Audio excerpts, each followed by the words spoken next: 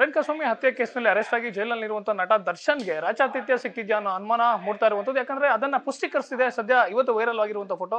Sir, ನಟ ದರ್ಶನ್ ಸದ್ಯ ರೇಣುಕಾಸ್ವಾಮಿ ಹತ್ಯೆ ಕೇಸಲ್ಲಿ ಅರೆಸ್ಟ್ ಆಗಿ ಜೈಲಲ್ಲಿದ್ದಾರೆ. ಜೈಲಲ್ಲಿರುವಂಥ ದರ್ಶನ್ಗೆ ರಾಜಾರೋಷವಾಗಿ ಒಬ್ಬ ರೌಡಿ ಶೂಟರ್ ಜೊತೆ ಕುತ್ಕೊಂಡು ಸೀರಿಯಸ್ ಇರ್ಲಿಕ್ಕೆ ಹೇಗೆ ಸಾಧ್ಯ ಸರ್? ಯಾರು ಹೊಣೆ ಇದಕ್ಕೆ ಅಂತ? ಇದು ಸರಿಯಲ್ಲ. ಯಾವುದೇ ಇಲಾಖೆ ಆಗಲಿ, ಪೊಲೀಸ್ ಆಗಲಿ ಅಥವಾ ಇನ್ನು ಯಾವುದೇ ಇದರಲ್ಲೂ ಕೂಡ ಅವ್ರದ್ದೇ ಆದಂಥ ಒಂದು ನಿಬಂಧನೆಗಳು, ಇತಿಮಿತಿಗಳು ಮತ್ತು ರೂಲ್ಸ್ ಆ್ಯಂಡ್ ರೆಗ್ಯುಲೇಷನ್ಸ್ ಇರ್ತದೆ.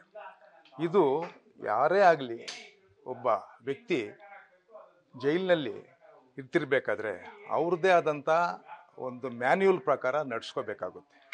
ಅವ್ರನ್ನ ಸಾರ್ವಜನಿಕರ ರೀತಿ ಅವ್ರು ನಡೆಸ್ಕೊಳ್ತಕ್ಕಂಥದ್ದು ಅಸಾಧ್ಯ ಅಲ್ಲ. ಅದು ಯಾರೂ ಕೂಡ ಅದಕ್ಕೆ ಸರಿ ಅಂತ ಹೇಳಲ್ಲ. ಇದಕ್ಕೆ ಸಂಬಂಧಪಟ್ಟ ಅಧಿಕಾರಿಗಳು ಏನಪ್ಪ, ನಾವು ಏನು ಕೆಲಸ ಮಾಡ್ತಾ ಇದ್ದೀವಿ, ನಮ್ಮ ಕರ್ತವ್ಯ ಏನು ಅನ್ನೋದನ್ನು ಮೊದಲು ಅವರು ತಿಳ್ಕೊಂಡು ಇದ್ರ ತಕ್ಕಂತೆ ಅವರು ನಿರ್ವಹಿಸ್ತಕ್ಕಂಥದ್ದು ಆದ್ಯ ರೀತಿ ಅಂತ ಕರ್ತವ್ಯ. ಇದು ಸರಿ ಅಂತ ಯಾರೂ ಹೇಳೋಕ್ಕಾಗೋದಿಲ್ಲ. ಸರ್, ಸುಮಾರು 6,000 ಜನ ಇರುವಂಥ ಪರಪ್ಪನ ಅಗ್ರಹಾರ ಜೈಲಿನಲ್ಲಿ ಎಲ್ರಿಗೂ ಒಂದು ಕಾನೂನು, ನಟ ದರ್ಶನ್ಗೆ ಮಾತ್ರ ಒಂದು ಕಾನೂನು. ಜೈಲಿನ ಆವರಣದಲ್ಲೇ ಚೇರ್ ಹಾಕೊಡ್ತಾರೆ, ಸಿಗರೇಟ್ ಸೇದಲಿಕ್ಕೆ ಅವಕಾಶ ಕೊಡ್ತಾರೆ, ಒಬ್ಬ ನಟೋರಿಯಸ್ ರೌಡಿನ ಪಕ್ಕ ಕೂತ್ಕೊಳ್ಳೋಕೆ ಅವಕಾಶ ಕೊಡ್ತಾರೆ. ಯಾರು ಹೊಣೆ ಆಗ್ತಾರೆ ಸರ್ ಇದಕ್ಕೆಲ್ಲ? ಇದರಲ್ಲಿ ಕಾನೂನಿನಲ್ಲಿ ಪ್ರತಿಯೊಬ್ಬರು ಒಂದೇ.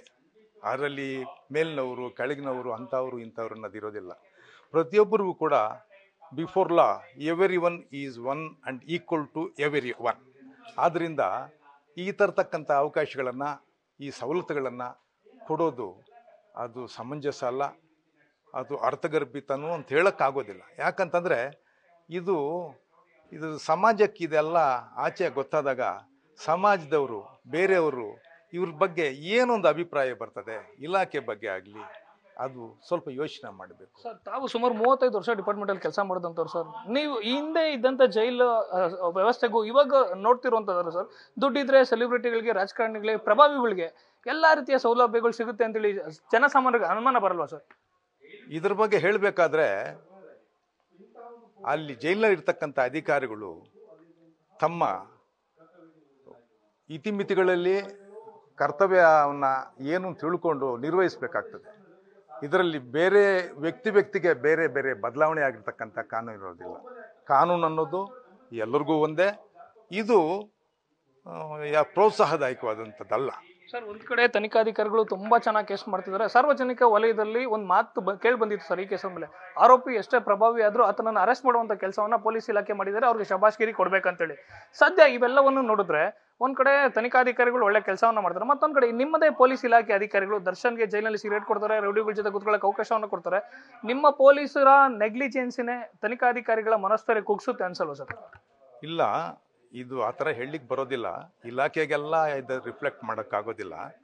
ಎಲ್ಲೋ ಒಂದು ವ್ಯಕ್ತಿ ಯಾರಾದರೂ ತಮ್ಮ ಕರ್ತವ್ಯ ನಿರ್ವಹಣೆ ಮಾಡುವಾಗ ಏನಾದರೂ ವೈಲೇಷನ್ ಆಗಿದರೆ ಸಂಬಂಧ ಅಧಿಕಾರಿಗಳು ಅದನ್ನು ಗಮನ ಹರಿಸಿ ಅವ್ರನ್ನ ಸರಿದಾರಿಗೆ ತರಬೇಕು ಮತ್ತು ಇದಕ್ಕೆ ಒಂದು ಒಳ್ಳೆ ಸಿಗ್ನಲ್ ಕೊಡೋ ರೀತಿಯಲ್ಲಿ ನಡವಡಿಸ್ಕೋಬೇಕಾಗ್ತದೆ. ಸರ್, ನಟ ದರ್ಶನ್ ಇವಾಗ ಅಂಡರ್ ಟ್ರೈಲರ್ ಪ್ರಿಸನರ್ ಆಗಿ ಜೈಲಲ್ಲಿ ಇರುವಂಥದ್ದು, ನ್ಯಾಯಾಂಗ ಬಂಧನದಲ್ಲಿದ್ದಾರೆ. ಅಂಡರ್ ಟ್ರೈಲರ್ ಪ್ರಿಸನರ್ಗೆ ಯಾವೆಲ್ಲ ಅವಕಾಶ ಇದೆ ಸರ್? ಅಂದ್ರೆ ಬಿಡಿ ಸಿಗರೇಟ್ ಸೇದಲಿಕ್ಕೆ ಅವಕಾಶ ಇದೆಯಾ ಜೈಲಿನಲ್ಲಿ ಅಂತ? ಅಂದರೆ ಈ ಜೈಲಿನಲ್ಲಿ ಅವ್ರದ್ದೇ ಆದಂಥ ಒಂದು ಮ್ಯಾನ್ಯುವಲ್ ಅಂತ ಇರ್ತದೆ. ಡೂಸ್ ಆ್ಯಂಡ್ ಡೋಂಟ್ಸ್, ಇತಿಮಿತಿಗಳು, ರೀತಿ ನೀತಿಗಳು, ಯಾವ ರೀತಿ ಒಬ್ಬ ಆರೋಪಿಯನ್ನು, ಅಪರಾಧಿಯನ್ನು ನಡೆಸ್ಕೋಬೇಕು, ಅವ್ರದ್ದು ಚೆಹರೆ ಏನು, ಅವರು ಊಟ, ತಿಂಡಿ, ವಸತಿ ಮತ್ತು ಬಟ್ಟೆ ಬರೆ ಎಲ್ಲವೂ ಕೂಡ ಮ್ಯಾನ್ಯುವಲ್ನಲ್ಲಿ ಇರ್ತದೆ. ಅದ್ರ ಪ್ರಕಾರ ಅವ್ರು ನಡ್ಸ್ಕೊಂಡು ಹೋಗಲೇಬೇಕಾಗ್ತದೆ.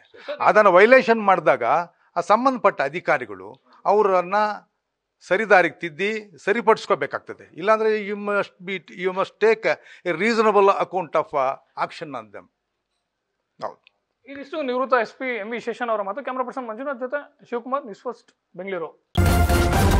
ನ್ಯೂಸ್ ಫಸ್ಟ್ ನಿರ್ಭೀತಿಯಿಂದ ನಿಮ್ಮ ಪರವಾಗಿ.